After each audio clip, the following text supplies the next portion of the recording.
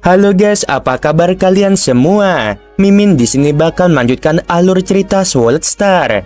Disclaimer dulu bahwa kemungkinan besar ada perbedaan antara novel dan versi Donghua-nya, tapi alur cerita utamanya tetap sama. Jadi tanpa ragu, Mimin akan membawakan alur ceritanya. Haruskah aku pergi atau tidak? Loveng bertanya-tanya. Dia telah mengirimkan tubuh lautan terpencil sebelumnya, dan dia tidak keberatan dengan sedikit kehilangan energi, dan dia tidak akan peduli dengan armor Raja Emas. Namun setelah mengalami kekuatan api dan melihat 3 murid kesatria dari Master Pengrajin, Loveng telah memastikan bahwa armor harta karun sejati biasa tidaklah cukup. Haruskah aku menggunakan armor kekuatanku? Loveng mengerutkan kening. Menara bintang dan armor kekuatan adalah harta karun sejati terpenting yang dimilikinya. Armor kekuatan akan tetap menjadi anugerah besar baginya, bahkan jika ia menjadi kesatria di masa depan. Loveng memikirkannya selama lebih dari 6 jam. Banyak ide muncul di kepalanya, tetapi semuanya ditolak. Baiklah, aku akan pergi saja. Akhirnya dia memutuskan. Setelah beberapa saat, tubuh Musa lepas landas dengan tubuh binatang bertanduk emas dan tubuh lautan terpencil. Di dalam ruang luas di bintang pengrajin, terdapat pusaran air angkasa yang tak terhitung jumlahnya. Tubuh Musa melayang di langit dan menatap bintang di kejauhan. Aku harus mendapatkan logam hitam keempat, katanya. Jika Master Pengrajin ada di sana, aku tidak akan bisa mendapatkannya. Untungnya dia kebetulan ada di luar, dan 3 kesatria sedang beristirahat. Aku mungkin harus menunggu selamanya jika aku melewatkan kesempatan ini. Bahkan jika aku gagal dan kehilangan armor kekuatan, masih ada kemungkinan aku bisa mendapatkannya kembali saat aku menjadi lebih kuat di masa depan. Bagaimanapun, Master Pengrajin tidak akan bisa menggunakannya. Bahkan jika dia mendapatkannya, tidak akan sulit untuk mendapatkannya kembali. Dan selain itu, Guru Shousanke mungkin juga ikut campur. Armor kekuatan itu dibuat olehnya, dan tidak akan menjadi masalah baginya untuk mendapatkan kembali armor itu. Setelah mempertimbangkan semua ini, Loveng memutuskan untuk pergi. Armor kekuatan penting baginya, tetapi logam hitam keempat bahkan lebih penting lagi. Begitu dia mendapatkannya, dia mungkin akan membuat tubuh binatang bertanduk emasnya mencapai tingkat gen kehidupan yang sempurna. Setelah itu, dia dapat melakukan teknik warisan yang dikenal sebagai Akulah Alam Semesta. Bahkan jika aku kehilangan armor kekuatanku dan terbunuh, tubuh lautan terpencil yang tak terbatas akan menciptakan lebih banyak tubuh. Tidak ada yang perlu dikhawatirkan. Tubuh Musa memindahkan dirinya ke bintang pengrajin dan memasuki gunung setelah teleportasi lainnya. Sekarang dia sudah berpengalaman. Dia telah menggunakan teknik warisannya domain untuk memasuki gua. Setelah melakukan domain 100 kali, dia tiba di bagian terdalam lereng gunung. Seekor binatang bertanduk emas setinggi 3 kaki yang melayang di udara menatap labu hitam yang dihubungkan oleh 36 rantai. Mulut labu itu menyemburkan api yang tak berujung, begitu kuat hingga dapat mengubah harta karun biasa menjadi abu. Tubuh binatang bertanduk emas telah melakukan dewa bumi, transformasi dewa binatang, dan penguatan teknik warisan, dan telah mencapai batasnya. Dia bahkan telah menyembunyikan cincin dunia yang berisi tubuh lautan terpencil dan tubuh Musa. Aku mengkonsumsi kekuatan dewa, sementara tubuh lautan terpencil memasuk kekuatan dewa, katanya. Tubuh binatang bertanduk emas, tubuh lautan terpencil, bersama dengan armor kekuatan. Aku pasti akan mendapatkan logam hitam keempat sekarang. Tubuh binatang bertanduk emas menyusut hingga seukuran kepalan tangan. Ia terbang ke arah mulut labu. Labu hitam itu tingginya 10 kaki dan mulutnya seukuran kepala manusia. Ia memasuki labu itu. Di dalam tubuh binatang bertanduk emas itu langsung merasakan panas api yang mengerikan. Binatang bertanduk emas itu menjadi 3 kaki panjangnya dan menggerakkan armor kekuatan dengan membakar tubuh dewanya yang memaksimalkan pertahanannya. Sungguh luar biasa. Armor kekuatan memang mengagumkan. Meskipun apinya dahsyat, kekuatannya berkurang menjadi 1/10.000 dari kekuatan aslinya. Armor itu masih melahap tubuh dewaku, tetapi tidak memberikan efek nyata apapun sekarang. Mungkin hanya 20% dari tubuh dewaku yang akan hilang saat aku mendapatkan logam hitam itu dan pergi. Sebenarnya, tubuh dewanya sudah dikonsumsi dengan cepat, tetapi Lo Feng tetap cukup santai. Lo Feng terus menyelam ke bawah. Ruang di dalam labu itu tidak besar, berdiameter sekitar 6.000 mil, dan tubuh binatang bertanduk emas itu mencapai dasar dengan cepat. Namun begitu ia mencapai dasar, ia mulai menyerah pada panasnya. Api di dasar labu itu lebih mendesis daripada di tempat lain. Rupanya itulah inti dari api dan itu berkilauan ungu. Binatang bertanduk emas mencapai dasar tempat banyaknya material. Ia meraih logam hitam keempat. Ada cahaya hitam redup pada logam hitam dan material di bagian bawah. Binatang bertanduk emas tidak dapat menangkap logam hitam dengan semua cahaya hitam yang terfragmentasi.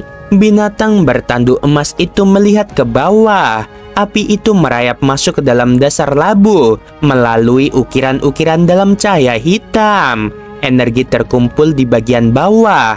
Rupanya itu adalah segel ukiran yang digunakan untuk menyimpan energi dan material-material di segel di bawahnya. Sayap sawunya menebas cahaya hitam. Cahaya hitam itu terpotong menjadi 2. Kukunya mencengkram logam hitam itu dan dia menelannya. Kekuatan ilahi mengenalinya sebagai tuannya seperti sebelumnya, dan informasi yang terkandung dalam logam hitam itu ditransfer kepadanya. Binatang bertanduk emas tidak berani ragu. Tubuh dewanya hanya tinggal 62% dan tubuh lautan terpencil hanya tinggal 68%.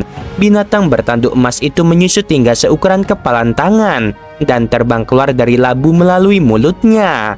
Ia mendarat di sebuah batu. Akhirnya aku berhasil, kata binatang bertanduk emas dengan gembira. Kekuatan yang sangat besar tiba-tiba datang, membuat binatang bertanduk emas ketakutan. Pemotongan segel ukiran itu membuat master pengrajin waspada. Dia kembali ke rumahnya untuk melihat apa yang terjadi. Beraninya kamu merusak ukiranku. Sebuah suara kuno meraung. Sebuah lengan raksasa turun melalui seluruh api, dan binatang bertanduk emas pun ditangkap. Binatang bertanduk emas merasakan tekanan kuat. Binatang bertanduk emas menjadi cemas. Tubuhnya segera dipulihkan oleh energi dari tubuh lautan terpencil. Ternyata kamu selamat dari seranganku. Lengan batu itu mencengkram binatang bertanduk emas. Terdengar suara gemuruh. Dia adalah master pengrajin, dan konsep yang terkandung dalam gerakan itu sudah cukup untuk memusnahkan kesatria biasa. Kamu berhasil menahan seranganku dan hanya mencuri material yang tidak berguna, kata master pengrajin. Aku akan mengampuni nyawamu. Ruang itu terbalik. Binatang bertanduk emas merasakan ruang dan waktu di sekitarnya berubah, dan dia sudah berada di luar angkasa di sekitar bintang pengrajin ketika dia mulai melihat segalanya dengan jelas lagi. Ada 98.200 lubang cacing, kata master pengrajin yang tingginya mencapai 6 juta mil. 2 di antaranya mengarah ke tempat-tempat di tanah ekstremis. Raksasa itu melemparkan binatang bertanduk emas ke dalam salah satu pusaran air angkasa raksasa. Pusaran air yang di atasnya terdapat sebuah prasasti bertuliskan tanah ekstremis. Aku memberimu kesempatan untuk bertahan hidup, kata suara itu yang memasuki pikiran Lo Feng. Binatang bertanduk emas terlempar ke pusaran angkasa, dan master pengrajin berdiri diam di udara, mengamati pusaran angkasa yang akan mengarah ke tanah ekstremis. Binatang bertanduk emas, jangan salahkan aku jika kamu terjebak di tanah ekstremis selama triliunan tahun. Master pengrajin menatap pusaran ruang angkasa dan melanjutkan, "Semua ini adalah instruksi dari Guru Shosanke." Master pengrajin tidak dapat menahan diri untuk tidak mendesak pelan.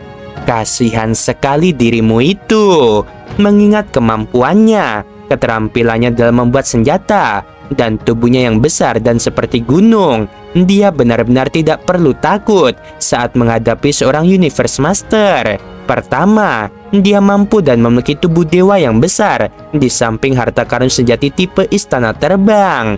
Dia mampu membela diri sendiri saat menghadapi Universe Master lainnya. Kedua, dia memiliki jaringan pertemanan yang luas. Pada level Universe Master saja, beberapa sangat dekat dengannya. Dia juga dekat dengan ras manusia, ras iblis, dan beberapa ras lainnya, karena banyak yang sering menggunakan bantuannya dalam membuat harta karun sejati. Jadi, jika ada Universe Master lain yang berani memerintah dia akan mengabaikan mereka tanpa berpikir dua kali. Namun keadaan berbeda terjadi pada Shosanke. Master pengrajin memperlakukan Shosanke dengan rasa hormat yang tinggi. Dulu di masa mudanya, dia sangat bersemangat membuat senjata dan sangat berbakat dalam hal ini. Selama tahap awal kelahiran alam semesta, ketika hanya ada sedikit bentuk kehidupan, Master pengrajin sudah menjadi seorang kesatria. Suatu kali, saat membuat senjata, Shosanke kebetulan duduk di sampingnya dan melihatnya bekerja. Saat itu, Shosanke sangat marah. Bagaimana mungkin keterampilannya dalam membuat harta karun sejati dilihat oleh makhluk hebat lainnya yang mungkin mempelajari keterampilannya secara diam-diam? Dia marah besar, tetapi tidak ada yang bisa dia lakukan. Shosanke sudah menjadi makhluk tertinggi di alam semesta pada saat itu. Kekuatannya untuk mengendalikan alam semesta di sekitarnya dapat membuat Master pengrajin tidak bisa bergerak. Selain itu, Shosanke memberikan pendapatnya tentang keterampilan Master pengrajin dalam membuat senjata, memuji kelebihannya tetapi juga menunjukkan kekurangannya. Dia bahkan memberikan petunjuk tentang bagaimana peningkatan dapat dilakukan. Hal ini telah memungkinkan keterampilan Master pengrajin meningkat pesat. Bahkan pemahaman hukumnya menunjukkan peningkatan yang luar biasa. Akhirnya ia mencapai terobosan dan mencapai tingkat Universe Master. Keterampilannya dalam membuat senjata juga mencapai standar yang sangat tinggi.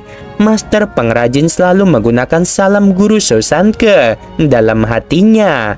Dia menganggap Shosanke sebagai gurunya. Ada beberapa kesempatan di mana dia meminta Shosanke menjadi gurunya, tetapi Shosanke tidak responsif. "Kasihan sekali, tapi kamu orang yang sangat beruntung." Master pengrajin mengeluh sambil mendesak. "Guru Shosanke telah memberikan ujian untukmu, untuk melatihmu. Kurasa itu artinya dia menganggapmu sebagai muridnya. Namun Guru Shosanke memiliki harapan yang sangat tinggi. Jika kamu tidak mampu keluar sendiri, kamu akan terjebak di tanah ekstremis selamanya." Master pengrajin menghela napas sekali lagi. Saat berikutnya, makhluk besar itu lenyap ke luar angkasa dan kembali ke bintang pengrajin. Sesaat kemudian, ketiga murid Master pengrajin terbang menuju kaki gunung, di mana lebih dari 500 kesatria dan makhluk andeng sedang berlutut menunggu. "Guru telah kembali," teriak salah satu dari tiga murid. "Kalian semua harus segera bersiap. Sebentar lagi, guru akan menguji kalian semua.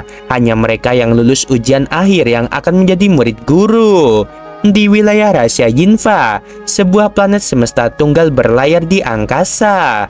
Tubuh asli Lofong berada di dalamnya, dan di sampingnya, sebuah tubuh lautan terpencil muncul. Sebelumnya, untuk menangkis pukulan yang diberikan oleh Master pengrajin kepada binatang bertanduk emas, tubuh lautan terpencil telah melengkapi tubuh dewa binatang bertanduk emas dengan lebih banyak kekuatan, sehingga menghabiskan semua kekuatan dewanya. Akibatnya, ia pun musnah. Secara alami, tubuh lautan lainnya akan terbentuk. "Di mana dia?" Lofong bergumam dengan cemas. "Tubuh binatang bertanduk emasku Kemana perginya dia? Biasanya aku bisa terhubung dengan tubuh binatang bertanduk emasku melalui kesadaran, tetapi aku tidak bisa merasakan lokasinya. Lo Feng terkejut. Hal seperti ini belum pernah terjadi sebelumnya. Dan bahkan di bintang asli, kedua tubuh itu mampu merasakan keberadaan satu sama lain. Tanah ekstremis di mana ia ditemukan di alam semesta ini. Lo Feng semakin gelisah. Bahkan dengan standarnya saat ini, ia masih merasa bahwa alam semesta adalah buku yang sulit dibaca. Selalu ada negara misterius atau tempat misterius yang muncul entah dari mana. Saat melewati pusaran ruang angkasa raksasa itu, binatang bertanduk emas tiba-tiba menemukan dirinya berada di tengah langit berbintang. Dia melihat sekeliling dan merasa bingung. Tempat ini di mana aku? Binatang bertanduk emas memandang pada kejauhan. Bagaimana ini mungkin? Di mana riak-riak angkasa itu? Di langit berbintang yang luas ini, seolah-olah wajar saja jika ruang angkasa tidak memiliki sedikit pun jejak riak. Seolah-olah tempat ini benar-benar terisolasi dari alam semesta aslinya. Aku tidak dapat merasakan alam semesta virtual, dan aku tidak dapat merasakan negara dewaku. Aku juga tidak dapat terhubung ke alam semesta virtual ketika berada di bintang asli. Tetapi ini hanya tempat kedua di seluruh alam semesta, di mana aku tidak dapat terhubung ke alam semesta virtual. Binatang bertanduk emas mengamati sekelilingnya. Dia cukup menyadari kemampuan alam semesta virtual dan tempat yang dapat memutus semua kontak dengan alam semesta virtual tentu saja bukan tempat biasa. Bagaimana dengan pusaran ruang angkasa? Binatang bertanduk emas melihat sekeliling. Mengapa benda itu menghilang? Mungkinkah pusaran air angkasa di bintang pengrajin dapat ditransmisikan ke berbagai tempat secara acak? Tanah ekstremis ini, rahasia apa yang tersimpan di sana? Mengapa aku tidak melihat adanya bahaya di sini? Guru Sosanke, apa yang ada dalam pikirannya untukku? Kemunculan master pengrajin bukanlah suatu kejutan. Yang mengejutkan adalah hukuman ringan yang dijatuhkannya. Dia bahkan belum mengambil kembali papan logam itu, juga belum mengambil harta karun Lo Feng sebelum melemparkannya ke pusaran ruang angkasa yang menuju ke tanah ekstremis. Makhluk-makhluk super hebat saling menghabisi di bintang asli demi mendapatkan harta karun sejati tingkat atas. Namun, master pengrajin tidak dapat melihat harta karun sejati yang berharga tepat di depan matanya. Ini pasti pengaturan dari Guru Sosanke. Lo Feng berterima kasih kepada Sosanke atas hal ini, tetapi dia meragukan niat dan motifnya. Dulu ketika aku mencari kesatria hijau dan kesatria doku ungu, akhirnya aku dikirim ke neraka es. Jika bukan karena Master Serigala Langit, aku khawatir aku sudah lama berada di sana. Aku harus menghabisi banyak sekali makhluk hebat di neraka es agar bisa keluar hidup-hidup. Apakah ini seperti motif Guru Sosanke saat itu? Lo Feng hanya bisa berspekulasi, karena rencana Sosanke biasanya lebih santai dan spontan. Bahkan jika Lo Feng berhasil melarikan diri berkat Master Serigala Langit, Sosanke tidak akan campur tangan. Seketika, ia berubah menjadi seberkas cahaya dan terbang dengan kecepatan tinggi. Mata Lo Feng membelalak. Aku mulai melampaui kecepatan cahaya. Mengapa aku masih belum memasuki alam semesta yang gelap? Apakah ini benar-benar alam semesta yang asli? Mungkinkah ada alam semesta lain yang mirip dengan alam semesta yang asli? Aku bergerak terlalu cepat. Jadi kecepatan cahaya di ekstremis berbeda dengan kecepatan cahaya yang ada di alam semesta asli. Kecepatan cahaya di alam semesta asli adalah 186.000 mil per detik, sedangkan kecepatan cahaya di tanah ekstremis 100 kali lebih cepat. Lo Feng terus melaju dan tekanan pada tubuh dewanya terus melonjak. Tubuh Musa 100 kali lebih kuat dari Kaisar Puncak biasa, dan dia mampu menahan tekanan tersebut. 100 kali kecepatan cahaya di alam semesta asli. Aku tidak bisa mempercepatnya lagi. Lo Feng tidak dapat berakselerasi lebih jauh. Bahkan setelah membakar kekuatan dewanya, ia tetap berada pada kecepatan 100 kali kecepatan cahaya di alam semesta asli.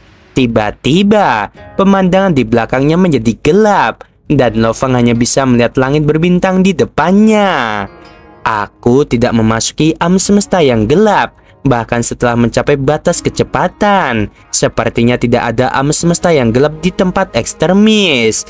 Aku telah memperoleh 7 volume pertama dari buku panduan 9 volume. Mungkin logam hitam terakhir dapat memberiku 2 volume terakhir. Aku akan mulai berlatih saja sekarang. Dan begitulah, tubuh bumi aslinya memulai volume ke-6. Tubuh Musa terus terbang, bergerak 100 kali lebih cepat dari kecepatan cahaya di alam semesta asli saat binatang bertanduk emas di dalam cincin dunia mulai berlatih volume ke-6. Dia terus terbang dengan kecepatan yang sama selama lebih dari setahun dan akhirnya terbang ke galaksi.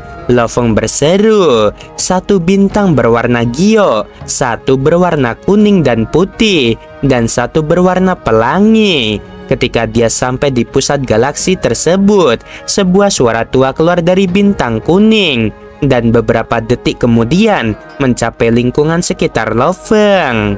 Ada penyusup dari ras lain di tanah ekstremis. Kita sudah lama sendirian, kesatria pedang iblis, jawab suara jahat dari bintang berwarna pelangi.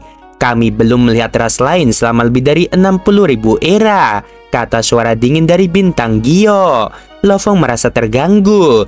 Jejak kekuatan dewa yang tak terlihat menembus Lo Feng sebagai serangan jiwa. Tetapi tubuh Musa tidak takut terhadap serangan jiwa. Seekor binatang bertanduk emas setinggi 3 kaki melayang di langit dengan sayapnya terbuka, dan tubuh Musa masuk ke cincin dunia. Binatang bertanduk emas melayang di langit dan mengenali ketiga kesatria itu. Mereka adalah kesatria yang terkenal di alam semesta yang telah menghilang dari sejak lama.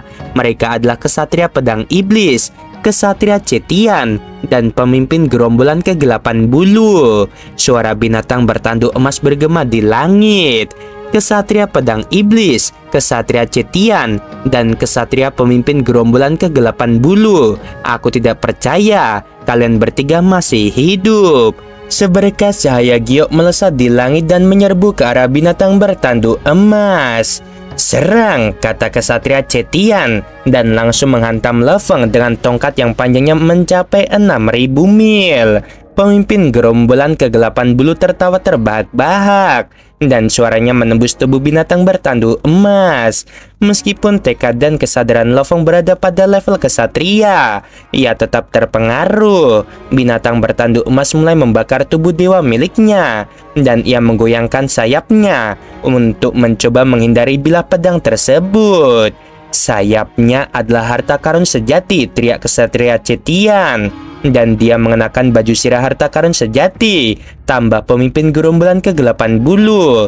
Dia mampu menahan semua serangan dari kita. Dia pasti mengenakan baju sirah harta karun sejati tingkat senior. Binatang bertanduk emas, kami tidak peduli apa yang terjadi di luar sana. Kami lebih menginginkan harta karunmu. Air keemasan yang tak berujung menyebar dan menyelimuti langit seluas puluhan juta mil persegi. 9 binatang aneh berenang di dalam air, dan binatang bertanduk emas berdiri di tengahnya. Pemimpin gerombolan kegelapan bulu, kesatria Cetian, dan kesatria pedang iblis semuanya menjadi lebih terkejut.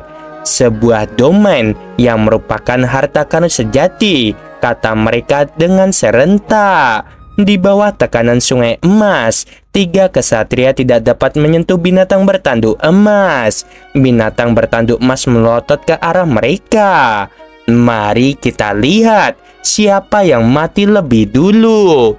Oke guys, sampai sini dulu episodenya. Mohon maaf karena tadi Mimin pergi ya, sore pulang malam banget. Akhirnya capek, baru ngerjain jam 1-an malam. Akhirnya baru kelar ini di jam ya mau setengah 3 ya teman-teman. Oke, sebelum video berakhir, Mimin mau bilang sungguh membagongkan. Terima kasih. Lebih baik upload ketimbang tidak ya.